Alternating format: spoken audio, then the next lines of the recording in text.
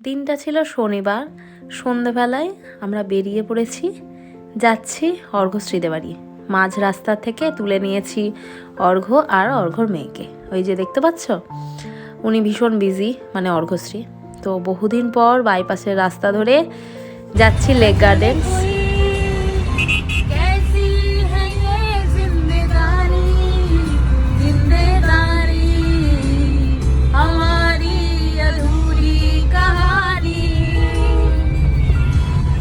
কিভাবে দিন কেটে যায়, 6টা মাস আগেই এসছিলাম, মাঝে 6টা মাস গড়িয়ে গেল। একই জায়গা, চেনা পরিচিত ঘর, চেনা রান্নাঘর, সবই একই, কিন্তু দিনগুলো মাঝে কেটে যাচ্ছে। তো রনিদাকেই শুধু মিস করছি, রনিদা নেই। তো আমরা খাচ্ছি সন্ধেবেলা স্ন্যাক্স, তাতে হচ্ছে আচারি পানির টিক্কা, আর অর্ঘ্যশ্রী বাচ্ছে আলু নাগেটস, চিকেন নাগেটস এগুলো। তো আমরা সান্ধ্যকালীন আড্ডা নিয়ে বসেছি। রাত বাজে 11টা, এখন আমি বানাচ্ছি মালাই মেথি চিকেন। তো এখন চিকেনটা ম্যারিনেট করে রেখে দিয়েছিলাম। তো রেসিপিটা কোনো একদিন আমার বাড়িতে দেখাবো। আমাদের বাড়ি থেকে যা আমাদের জন্য কাসুরি মেথি নিয়ে এসেছে। কাসুরি মেথি বলছিলাম না, ফালতু ফালতু কিনে নষ্ট করবি, ফালতু আমরা গরিব আদমি, এ দেখুন আমাদের বাড়িতে ফ্রিজ নেই, শুধু জল আছে আর বাসন আছে। আমরা গরিব আদমি। এরকম বলিস না, কি অসভ্য। অর্ঘ্যশ্রীর বক্তব্য শুনে নিয়েছে সবাই। এবার আমরা খাওয়া দাওয়া করে শুয়ে পড়লাম তিনজনে। 12:30 বাজে।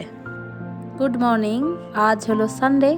তো সানডে আমরা সকাল সকাল রেডি হয়ে বেরিয়ে পড়েছি কলকাতা এক্সপ্লোর করার জন্য। মানে শীতকালীন যে কলকাতার ওয়েদার, সেটা তো ভীষণ রকম আরামদায়ক। তাই আমরা সকালবেলায় পার্ক স্ট্রিট হয়ে গেলাম এসএন ব্যানার্জি রোড, সেখানে খেলাম। অ্যাকচুয়ালি খেতে গেছিলাম মোহনের কচুরি, মোহনের গরম গরম কচুরি। ওর হাসি দেখেই বুঝতে পেরে গেছো কতটা প্রিয় ওর। তারপর আমরা একটা রিল শ্যুট করলাম। রিল শ্যুট করে এবার রেড রোড হয়ে সোজা যাচ্ছি ময়দানে। ময়দানেও বেশ অনেকক্ষণ নিজেদের মতো গল্প করলাম, সেখানেও একটা রিল বানালাম। বানিয়ে তারপর চলে গেলাম রবীন্দ্র সরোবরের সামনে থেকে ভাড়ে করে চা খেয়ে ঢুকলাম বাড়ি। 12টার মধ্যে ঢুকে গেছি বাড়ি। আর বাড়ি গিয়েই সঙ্গে সঙ্গে আমি, ডুকু, অর্ঘ্য রেডি হয়ে আবার বেরোচ্ছি।